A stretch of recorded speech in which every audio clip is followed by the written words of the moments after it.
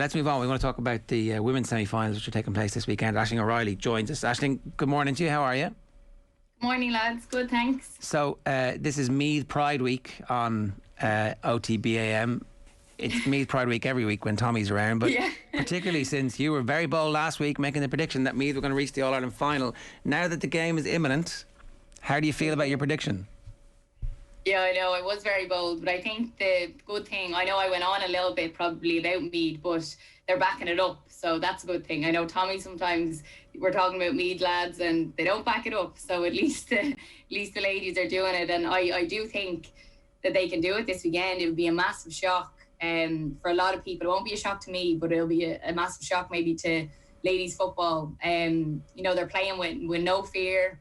They've nothing to lose, and there's something in that coming up from the intermediate into senior where you're just told basically to survive. That's what teams do. And even Eamon Murray, the manager, he said after the last game against Armagh that, you know, I thought I'd be in this position maybe in 2 or 3 years. I knew the girls could do it, but I just can't believe I'm in an All-Ireland semi-final. So yeah, I think they're just going out there just playing with no fear, and yeah, the style of football they're playing is just brilliant to watch. It will be one of the more remarkable turnarounds in Irish sport if they manage to win this weekend. Like, in the space of 6 years, the specific opponent will have gone from beating Meath by 40 points to being beaten by Meath. So if they win this weekend, that is the level of turnaround we're talking about in just 6 years. It's honestly madness. I hope the girls actually don't hear this sort of thing and they just keep this out of their minds. But it really is up there with a remarkable turnaround. Like, it's a great story. It really is. What they've done is incredible. You know, I remember seeing that result of a 40-point loss to Cork, and that was a major turning point in Meath ladies football. I remember sitting with a lot of the girls. I was playing out in New York at the time, but a lot of the girls are on the panel now, and we all did turn to each other and we're like, whoa, we're in a bad state here. Like, what's going on? And I did hear, like, it was a bit of a gather up that day. You know, messages went out trying to get girls to play. It was a really bad situation. But look at the turnaround. Like, it's just unbelievable to see what they've done in that short time, 6 years, you know. So, yeah, it'll be some story if they can get over the line. Just not to labour the point too much, but what has happened? How did they manage to turn around? What were the systems that were put in place? Is it key individuals? Is it a decision making that we're going to invest in youth who are now actually finally coming to fruition, or was it just a penny dropped somewhere? Yeah, definitely youth coming through. Like, you could definitely see with the minors not coming through. They were winning All-Irelands. The under-16s were winning All-Irelands. The minors were winning All-Irelands. It was coming through. You could see this group of players that were the next, you know, Meath team. So I think Eamon Murray has to take a lot of credit. You know, he stayed with them. He was with them at the minor level when they won the All-Ireland. And then, you know, he sort of bided his time and then got up there with the seniors when those girls got up there. So, yeah, I do think it was a lot of youth coming through. But just going to intermediate, like, it just shows what it can do, that if you do drop down, you know, you can build again. Yeah, you have a bit of hope. You have something to play for.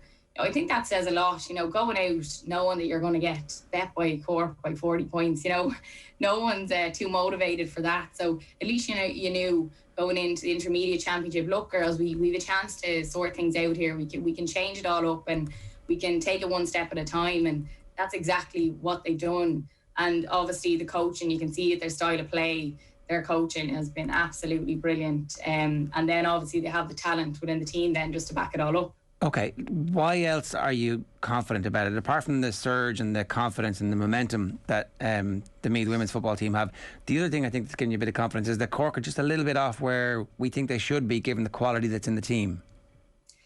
Yeah, like, obviously we know Cork for a long time. We can see what they can do, the experience that they have. And I've just been watching them this year and just thinking there's just something not clicking. You know, they're just a little bit off their normal standards for Cork. Look, wouldn't write them off. You don't know what can happen outcome an All-Ireland semi-final, you know, but there definitely is some weaknesses in there. I think as well, there's questions over Orla Finn. She's obviously their free taker, a big player for them. She came off injured against Meath in the very first championship game. She didn't play against Tip. She played again against a part of the game against Waterford and come off again. So I don't know if she's going to be fit enough to play this weekend. So she's a big loss in there. Darren O'Sullivan coming back from injury. She's a major player for them. So they have these question marks when we wouldn't normally have these question marks over Cork. There is some doubts in there now. Also, I suppose that their game against Waterford, it was 6 points in the end, but they were really made fight for it. Waterford had a sin bin. They had lost girls to COVID, actually, and a lot of them couldn't play. So that was a big effect on the game. So it was all these things that sort of went in their favour that day to get them over the line. So there's definitely question marks on the type of play they're playing this year and if they will be able to get over the line. It's just a few weaknesses is what I can see, I think. And are Meath experienced enough and good enough just yet to take advantage of that? Or like certainly the odds are heavily in favour of Cork on the basis that they are the team who've been there at this level and done it over the last 20 years?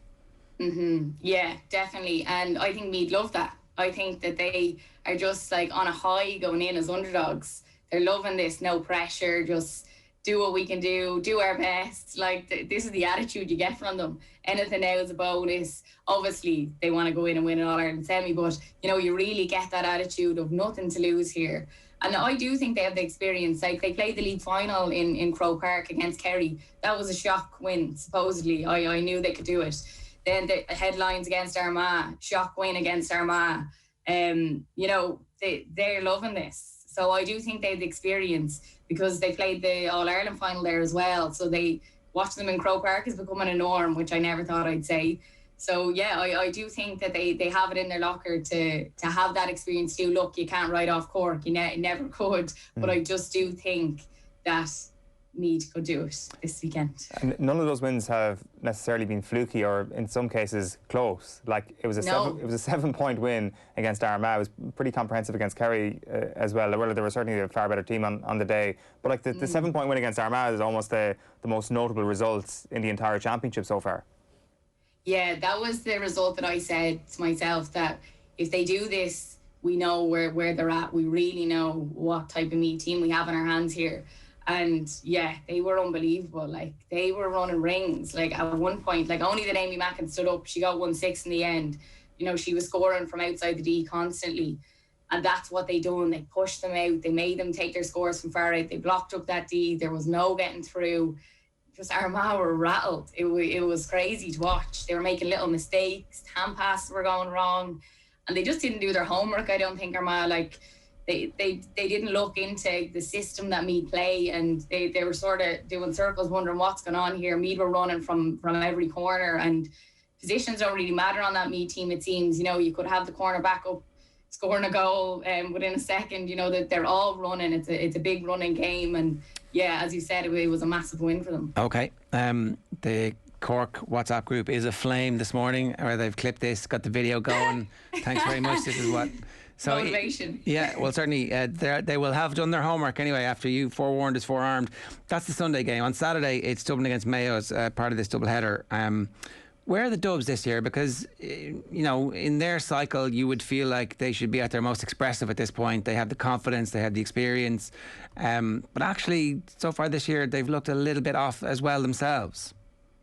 Yeah, I think it was their quarter-final win over Donegal was really the telling point. Like in the first 5-10 minutes, Donegal led by, I think it was 1-3 or 1-2 at that point, and yeah, you don't really normally see that. McBone wasn't happy after the game. He was like, it was a very sloppy performance. We just about got over the line. So there was a lot of things in there that you don't normally see Dublin doing. Just sort of not taking the right option, taking it up the pitch and letting it off when it wasn't time. They weren't looking at the right time to let it in, and just you don't really see that with them. So yeah, there was a few little things like that. But look, I'd never write Dublin off. Like they have strength and depth in that panel. That's one thing they have. The likes of Hannah Tyrrell that's come in there this year, I just think her story is incredible. And I was actually looking back to see when the last time she played inter-county football. And it was actually, she was a goalkeeper for Dublin. Like, she's just a phenomenal athlete. Like, how she can go from being a goalkeeper, then obviously playing rugby with Ireland, and then just slots back into an inter-county setup. So she's been a major boost. Like, without her this year, I would actually love to see what sort of Dublin team we would have seen. She's just slotted in there. So, yeah, there's a few questions over them. Obviously, Sinead McGoldrick as well, still coming back from injury. have her to come in off the bench. Like, what a player to come in. But also at the same time, I suppose it shows the strength and depth of the panel that you don't know she's there, but there's other girls that are slotting in there. So yeah, look, there's a few question marks over small things, but I wouldn't be writing them off too much. Okay, so you expect them to beat Mayo? Oh, absolutely, yeah. No harm to Mayo, but I just think Mayo this year, I thought they were a bit off. I didn't know where they were going, and then obviously against Galway, they won the game. Really impressive in defence. Up front against Sarah Rowe and Rachel Kearns, their movement together was brilliant. Hadn't seen that all year. Interchanging positions all the time. Really great to see. So Mayo, I just think they'll need to bring that intensity, pace, and a hell of a lot more to get over the Dubs, I'm afraid. I just think it's a big task. Okay, one last thing I wanted to ask you about before we let you go. You covered most of the Ulster Football Championship for us here on Off the Ball. What is your instinct about the Tyrone Kerry situation with with Tom Parsons on this morning saying that up to 50% of the Tyrone squad have had COVID? Yeah, it's an All-Ireland semi-final. They don't come around too often for teams. Tyrone haven't seen them in a number of years. I just think if we can give them the extra time, I think Croke Park should, because the GA should. It's just, it's hard to see. Like, I actually seen from girls coming back into our squad, like, I know it's club, but I seen girls coming back in after having COVID and the effects that it can have. They came back to training and then we played a game, and just before half time, one of the girls was getting sick on the sideline, and then the other girl said she couldn't catch her breath, she had to come off. So you can really see the effects, and imagine going into an All-Ireland semi-final, the intensity of that. I just think they should be given time. Who wants to go out and see Kerry walk an All-Ireland semi? What's that going to do for them? I don't believe they would even like that. What would they benefit from it? So yeah, I do think if we can, they should be given the extra time. We all want to see a good game. We all want to see a good semi-final and set it up for the final. So yeah, I think an extra week wouldn't be any harm. All right, Aisling Riley, thanks very much for joining us this morning, and best of luck with that prediction, because those dramatic predictions that we make on this show sometimes don't always come true, Ash. Yeah, well, I'll see you next week, Ger. I'll give you an update then after they win. Aisling Riley with us this morning here on OTB AM at 8:44.